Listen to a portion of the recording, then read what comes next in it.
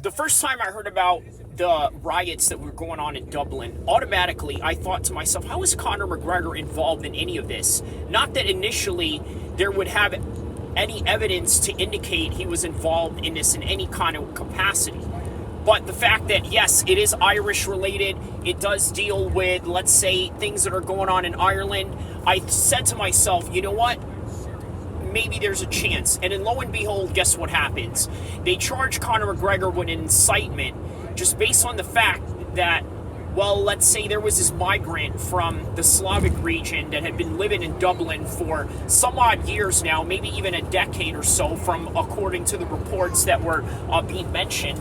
And the unfortunate thing about that is the reason of, well, unfortunately somebody got taken out in a very negative and a very brutal fashion, right? And we're talking like with a knife, we're talking things that involve gruesome details, basically a school teacher nonetheless.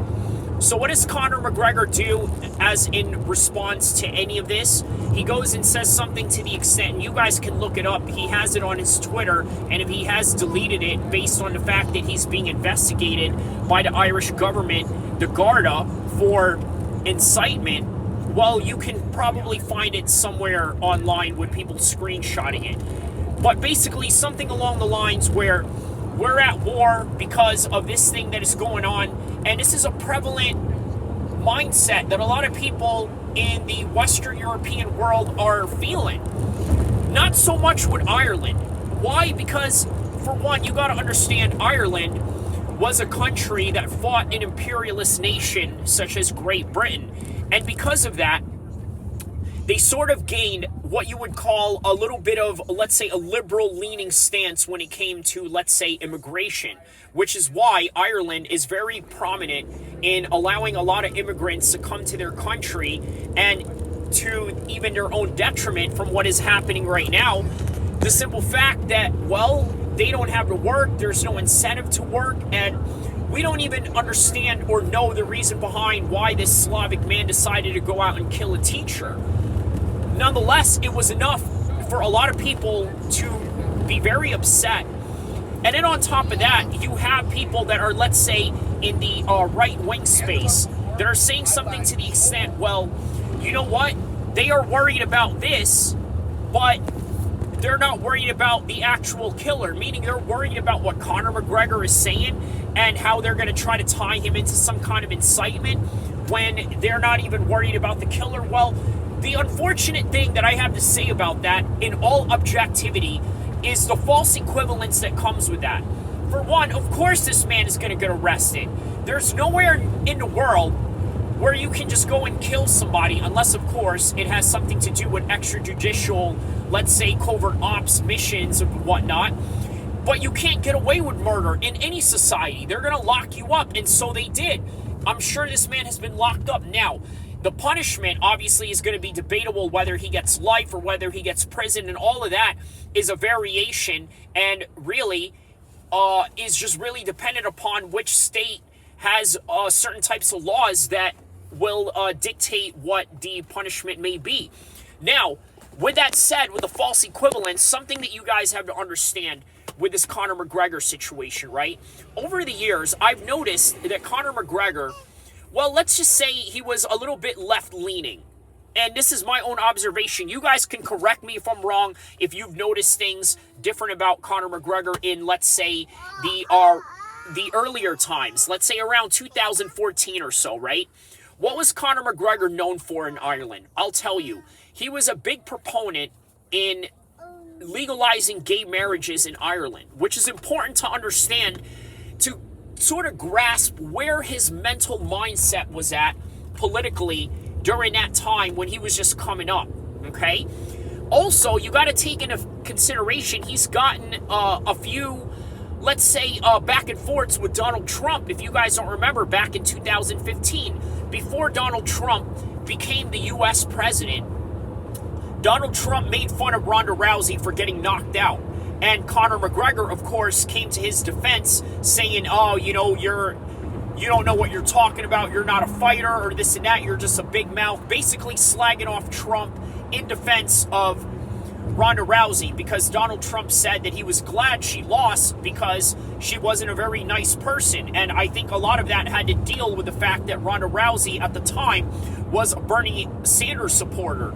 And Bernie Sanders was, well, a pretty big opponent for Trump, if not the entire Democratic establishment that wanted to, let's say, get a Democrat president in office at the time, which obviously backfired because Trump ended up winning.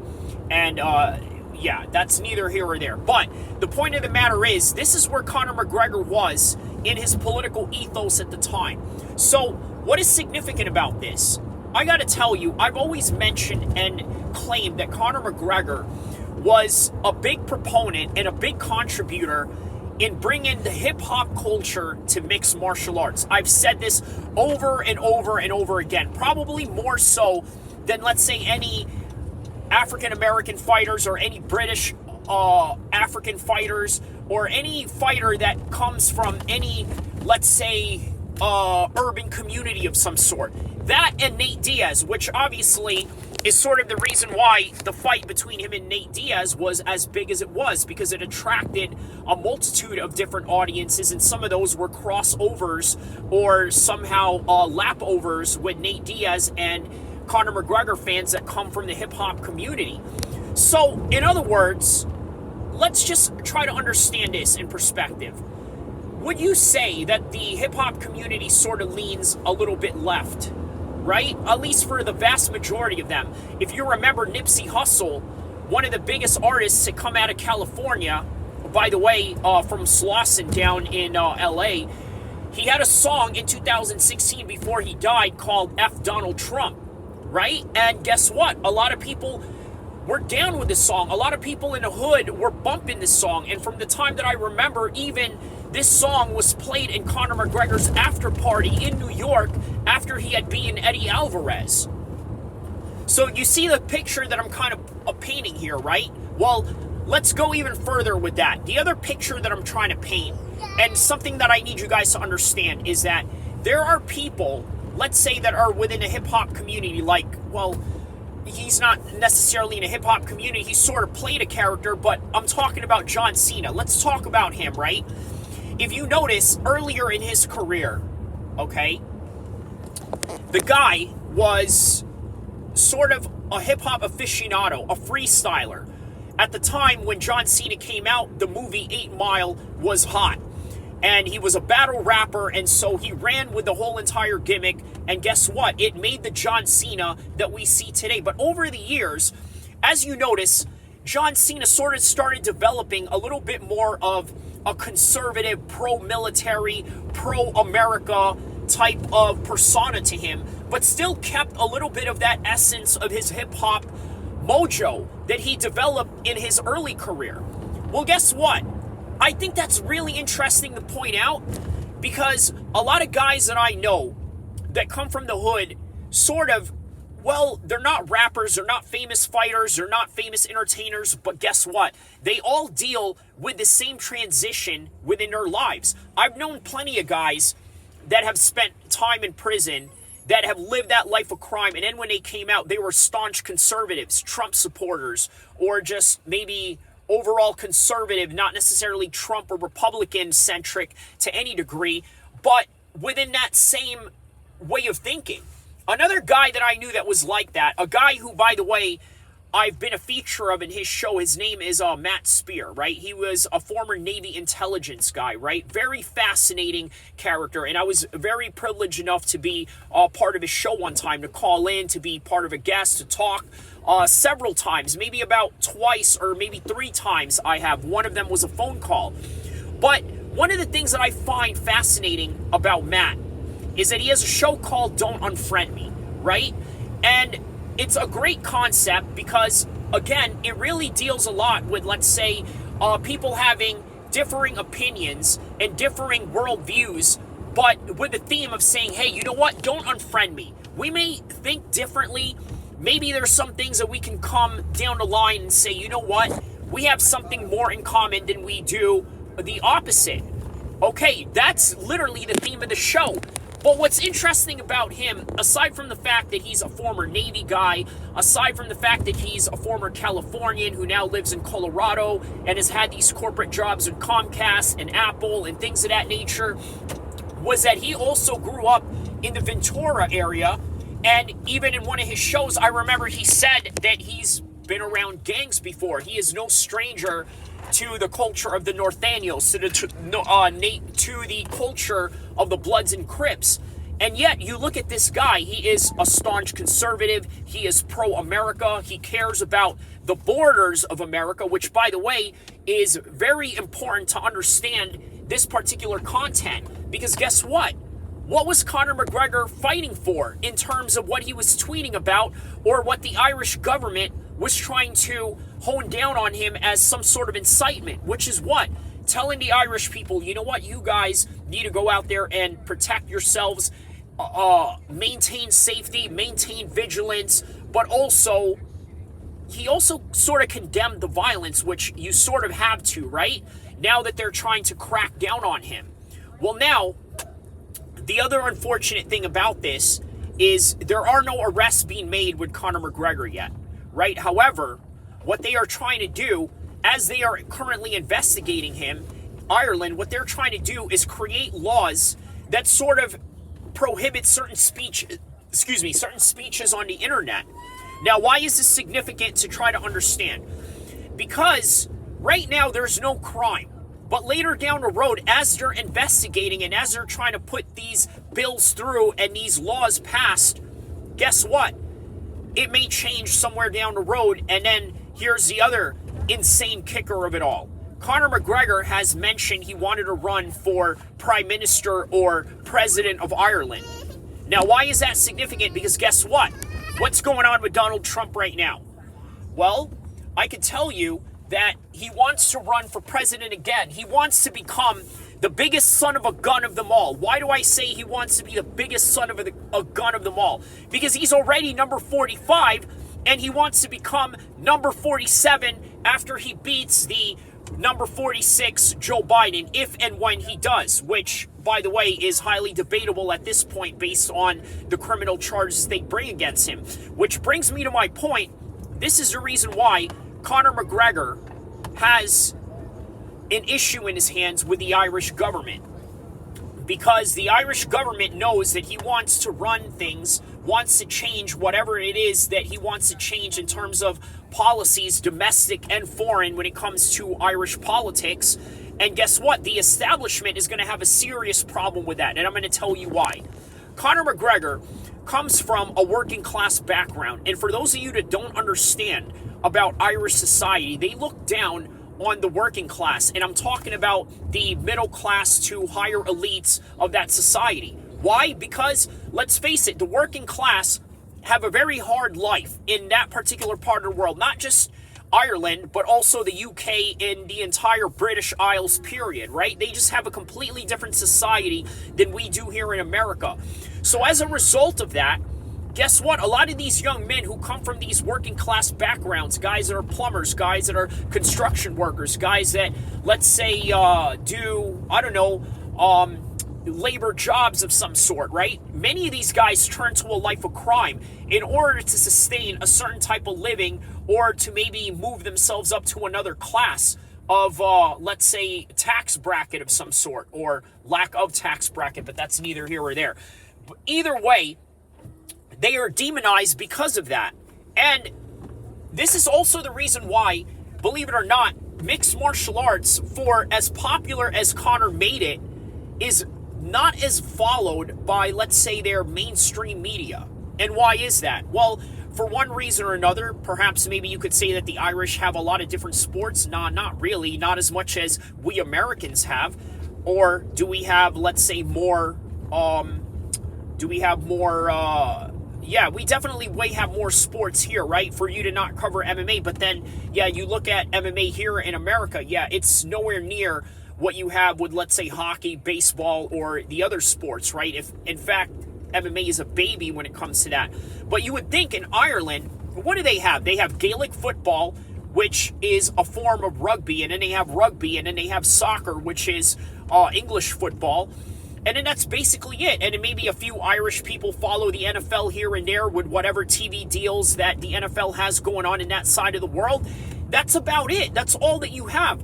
Either way, they should be covering mixed martial arts more often based on the fact that, well, Conor McGregor really made the sport a whole lot bigger than what people would have ever imagined it to be.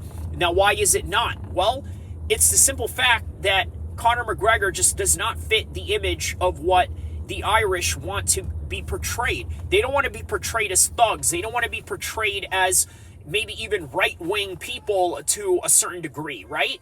Well, here's the thing with Conor McGregor. He causes a lot of controversy, but at the same time, it doesn't mean that he's always wrong about certain subjects. Is it wrong for a person to be very wary of the fact that you have somebody living in Ireland for 10 years and out of nowhere he ends up stabbing somebody while after this country, this kind country of Ireland, looks after them? Now, here's a question that I want to leave off with this. Does it matter that this man was an immigrant for 10 years and never contributed to Ireland? If so, what does that have to do with him randomly killing this woman? And number two, what is the ideological drive behind this killing? Because this woman doesn't seem to have any issues with anybody, doesn't seem to be a gangster, doesn't seem to be a political figure or a military personnel of any kind. This is an innocent civilian, so what is going on? But more importantly, what is the motivation behind all this? But more importantly, what is the motivation of the Irish people for them to cause this type of riot and this type of chaos? Was it a long time coming, or was it just this one particular incident that made them think, you know what, we're not going to stand for this? One is too many and we're just not going to allow it again? Or was it something that has always been happening and has always been a serious problem to where it's just became a boiled over problem now? But either way, like and subscribe. I hope you guys love the content. This is the most that I could really bring out as far as information and as far as comparisons of what this particular incident can bring in terms of news and the coverage and everything around it. But either way, don't forget to like and subscribe. Thank you for all those that have been watching the lives, been watching the videos. Don't forget to tell a friend, and hope you guys enjoy. Hopefully I can come back with some more updates on this particular matter at hand. But for now, this is what we have in terms of the coverage that is going on with Conor McGregor and his issues with the Irish government. What does all this mean leading up to his potential fight in UFC 300? Also, what do any of these mean for Garry going into UFC 296? Why is this important? By the way, this is the second part that I want to mention in terms of Garry and why it's important to bring up Garry in this particular matter. Garry, as you know right now, the little scandal that he has going on with people calling his wife a gold digger and this and that, and then the fact that he took the last name of his wife's ex-husband, who, by the way, is their live-in roommate and is also his nutritionist, which to a lot of people really seems strange, but to the mind of Garry seems normal because only he's the one that's in that relationship to really understand what is going on. But in the eyes and how it looks to other people, obviously it's just not going to look good. And you add to the fact that the mixed martial arts community is, for better or worse, toxic, right? Toxic for better, because sometimes you do need a bit of a gut reality check when it comes to certain subjects, when certain things are going on unchecked, right? Like, for example, certain scandals that fans are going to be outraged by and then are going to protest and make a big fuss about it to create some change, whether it would be matchup or cultural practices within the community. Okay, that's the better part of that toxicity. The worst part of that toxicity is people jumping into conclusions. They may not know what's going on. Now, for me, I could really honestly tell you, as a Muslim man, it is quite strange for me to see a man like Garry change his last name, okay, based on the fact that, well, he is the man. And even in the Islamic context of Orthodox practices, the woman isn't even allowed to change her last name because guess what? According to Islamic theology, the woman is not part of the lineage of the man that she's marrying. So it makes no sense for her to change her last name. But either way, men are never going to change their last name in the Muslim community, which makes the Ian Garry situation a lot worse. So why is it important to bring up Ian Garry in this particular question with Conor McGregor and this quote-unquote right-wing uprising? Well, because Ian Garry, if you noticed, seems to have grown up in a very upper middle class liberal Irish family, unlike Conor McGregor, who grew up a little bit hard in the rough parts of Dublin, whereas Ian Garry grew up in the richer parts of Dublin. For make of that as you will, but it affects a person's personality, it affects their worldview and how they see things. But also with Conor McGregor, another thing to really understand in the light of that concept is, as you get older, your views start to change. When you get a little bit of money, your choices become different. Your outlook of the world, especially when you have children and the overprotective nature that you have as a father, you're going to lean a certain direction, whether that would be politically, religiously, or a certain creed or ethos that you want to live by. And this is just what we're seeing right now. So the fact that Conor McGregor wants to run for president, wants to run for prime minister, well, I got to tell you, that does affect the entire reasoning behind the Irish government and how they're going to charge him, on top of the fact of how they're going to rearrange laws around this particular incident and how they're going to deal and punish people that they need to punish based on, let's say, chaos control.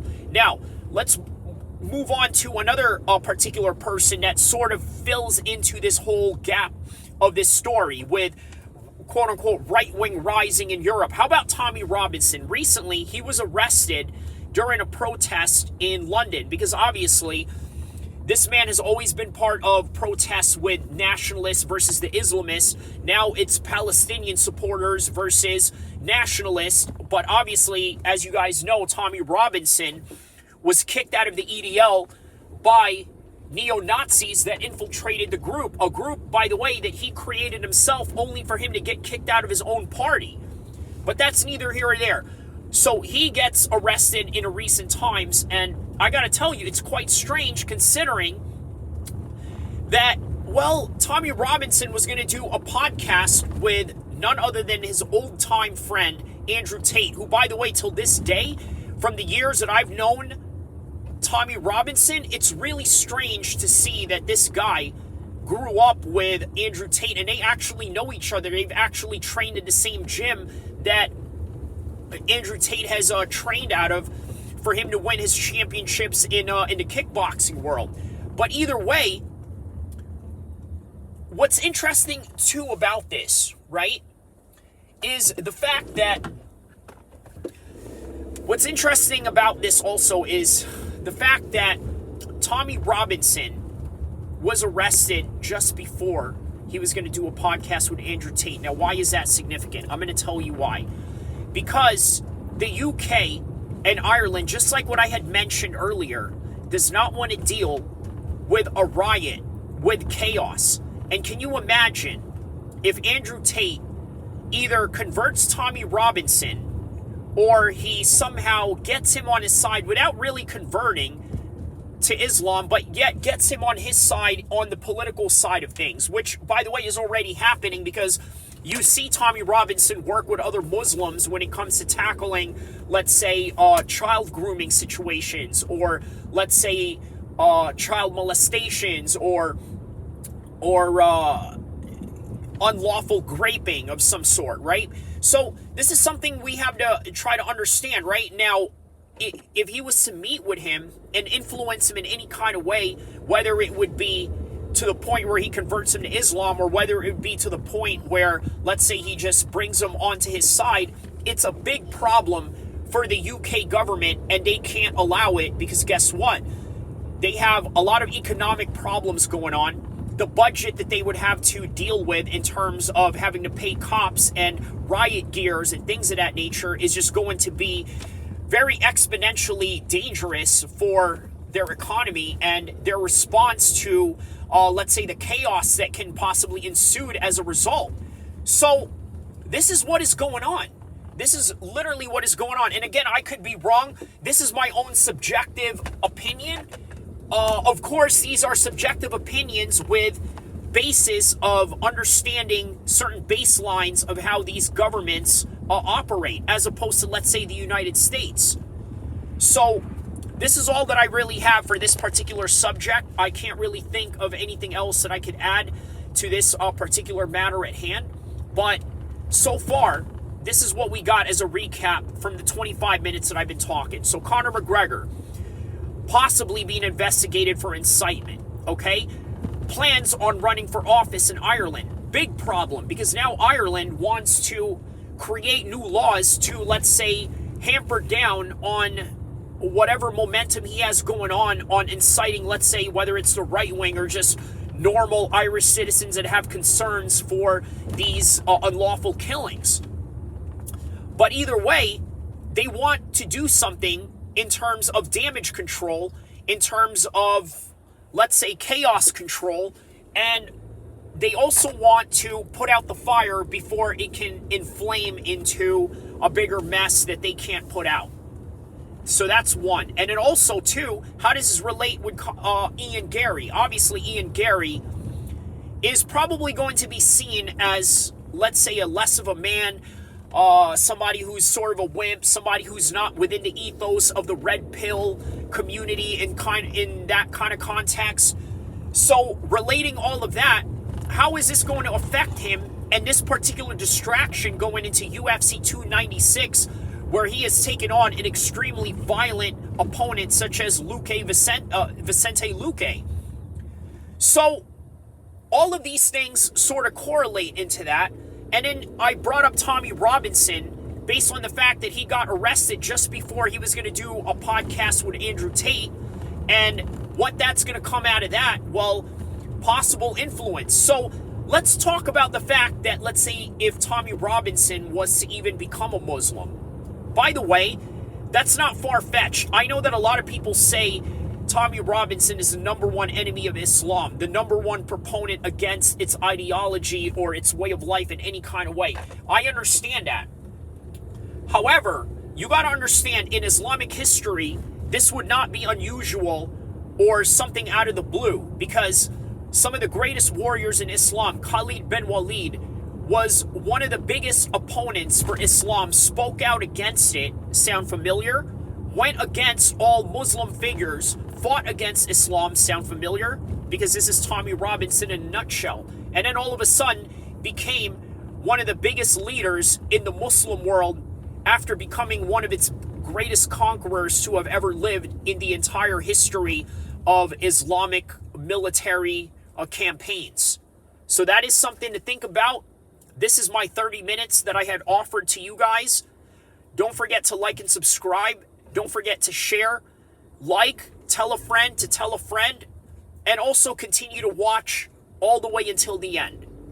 Thank you so much for giving this time and effort to listen to this particular content, and I hope in the future I can drop more hot content for you guys in order for you guys to get an objective point of view of understanding mixed martial arts news, of taking a look at different perspectives, not just my own, but also entertaining you with my own opinions while also giving you the subjective facts. The objective facts, as well as my own subjective opinions, and also labeling it as such, which is an important matter that a lot of people don't do.